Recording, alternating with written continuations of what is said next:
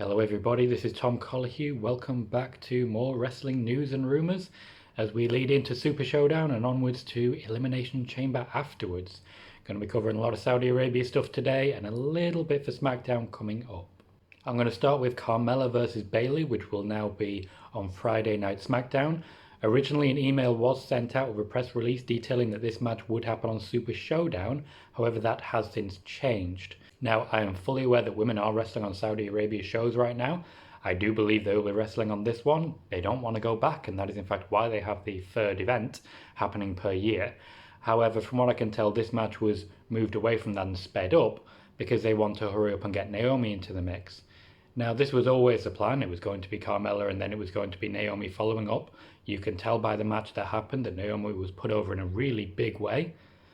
From this, my theory is, I should say, that Sasha Banks has now been cleared. She was supposed to be cleared in time for the Royal Rumble. That unfortunately did not happen. However, I do believe she has been cleared now, which means that we may still get Bayley versus Sasha Banks at WrestleMania, which means that Naomi is no longer in reserve for the show of shows and could wrestle on Elimination Chamber or Super Showdown, thus getting that feud out of the way. Carmella, an unfortunate victim of that, misses out in this one, but should still get a good match this Friday.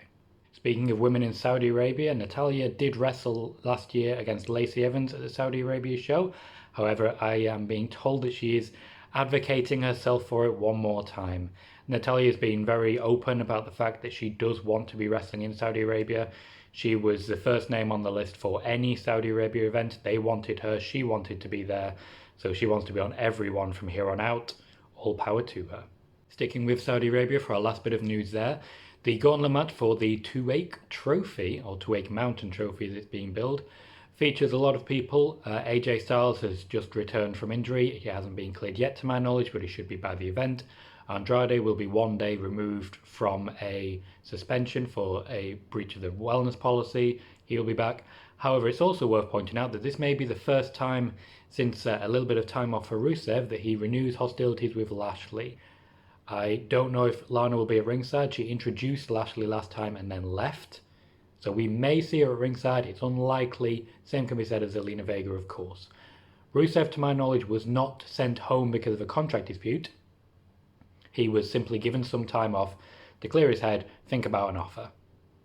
Whether or not he's decided to sign, we will find out soon, I am sure. If he wins the trophy, it seems a pretty strong sign that he will be signing on again. I cross my fingers and I really hope he does. I'm a big fan of Rusev and I think the WWE is the best place for him. He has been pushed, even if it's a little bit of a unconventional push, shall we say.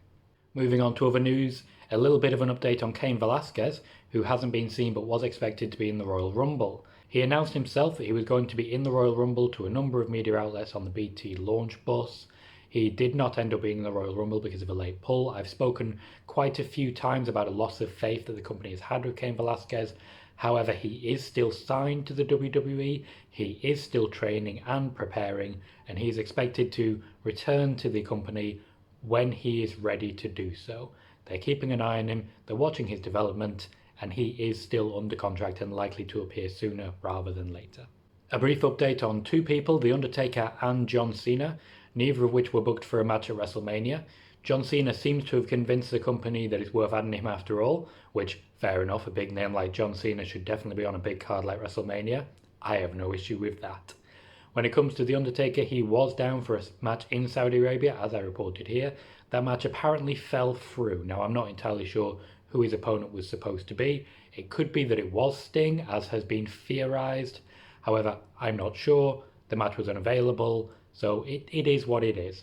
It does mean, however, that he can continue his fitness regime and potentially make a Mania match. We'll have to see if he does. He could still be a part of a build for a Super Showdown match after all. Finally, Ronda Rousey has been speaking about her contract recently. Now, she completed a full 12 months, and what she's been saying is that she was unhappy with the amount of work involved in that. There was a lot of days. She worked 200 or so events, 200 days, and she did mention a lot of the other talent in that locker room were working a lot more. However, with the amount that she was done and the amount of time that she wants to spend with her family at home, she is looking for less dates, so that is part of the contract negotiations going forward for her return. Negotiations have been ongoing since pretty much the day she left. So we are expecting to hear news of a new Ronda Rousey contract, but we will only hear that after she is returned, I am sure. She is still expected to come back to the company. I'm sure we'll see soon what she chooses to do, how she chooses to do it, because ultimately it is up to her what she offers to the WWE, because she does have that drawing power that allows her to make some decisions for herself in that regard. That's everything I've got for you today here on YouTube.